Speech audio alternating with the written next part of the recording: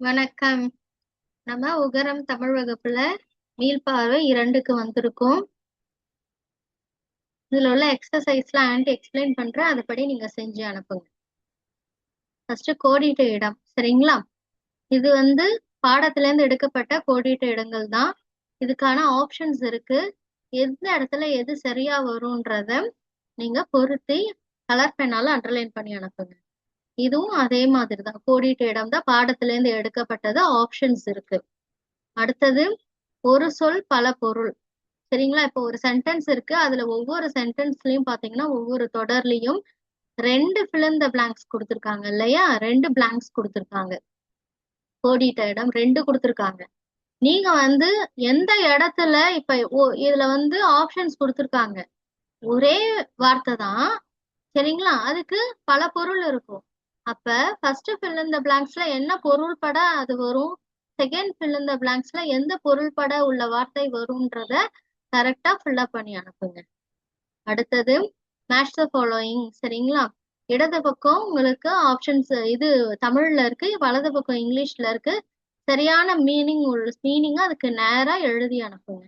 இது பல சொல் ஒரு பொருள். இப்ப நிலவுன்றது ஒரு பொருள் உள்ள வார்த்தை, அதுக்கு பல சொல் இருக்கு.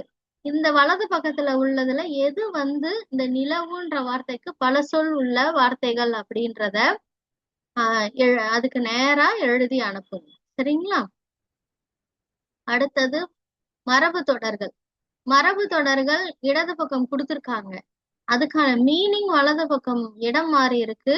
ஒவ்வொன்றுத்துக்கு நேராவும் அதுக்குள்ள மீனிங்க சரியா எடுத்து எழுதி அனுப்புங்க.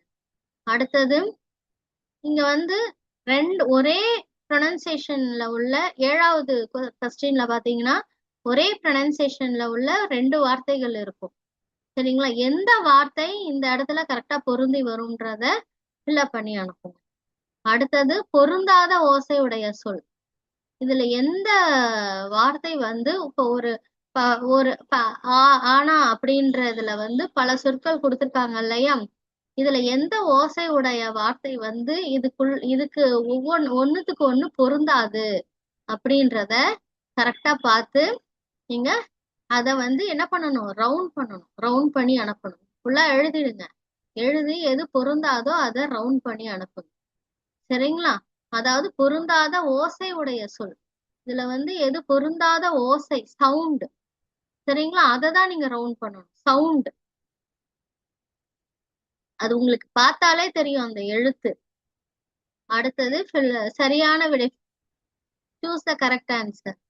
கேள்வி இருக்கு, அதுக்கு 4 ஆப்ஷன்ஸ் கொடுத்துருக்காங்க. எந்த ஆப்ஷனோ அதை அந்த கேள்வி எழுதி அந்த ஆப்ஷனை எழுதி அண்டர்லைன் பண்ணுங்க.